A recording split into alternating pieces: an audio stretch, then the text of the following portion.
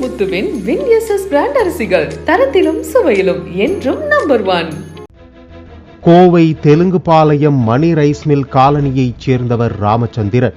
இவர் மது பாட்டில்களுக்கான மூடிகளை தயாரிக்கும் நிறுவனம் நடத்தினார்.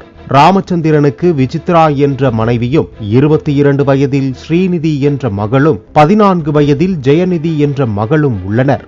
கனடாவில் படித்த மகள் ஸ்ரீநிதியை சமீபத்தில் தாய் விசித்ரா கோவைக்கு வரவழைத்துள்ளார். இந்த நிலையில் நேற்று இவர்களது வீடு நீண்ட நேரமாக பூட்டி கிடந்ததால் அருகில் வசித்து வந்த ராமச்சந்திரனின் சகோதரி ராணி மதியம் 12 மணியளவில் தம்பியின் வீட்டுக்கு சென்று கதவை திறந்து பார்த்துள்ளார். அப்போது ராமச்சந்திரன், மகள்கள் ஸ்ரீநிதி, ஜெயநிதி ஆகியோர் கட்டிலிலும் மனைவி விசித்ரா தரையிலும் வாயில் நுரை தள்ளியபடி சடலமாக கிடந்துள்ளனர். அதிர்ச்சி அடைந்த ராணி கதறி அழுததோடு போலீசுக்கு தகவல் தெரிவித்தார். விசாரணையில் ராமச்சந்திரன் குடும்பத்தினர் சயனைடு கலந்த தண்ணீர் குடித்து உயிரை மாய்த்து கொண்டது தெரிய வந்தது. தற்போது புதிய வீடு கட்டி வந்த ராமச்சந்திரனுக்கு 20 கோடி ரூபாய் வரை கடன் இருந்துள்ளது.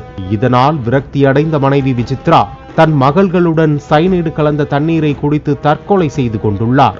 இதையடுத்து ராமச்சந்திரனும் அந்த தண்ணீரை குடித்து உயிரை மாய்த்து கொண்டுள்ளார். காங்கயம் முத்துவின் வின்எஸ்எஸ் பிராண்ட் அரிசிகள் தரத்திலும் சுவையிலும் என்றும் நம்பர் 1.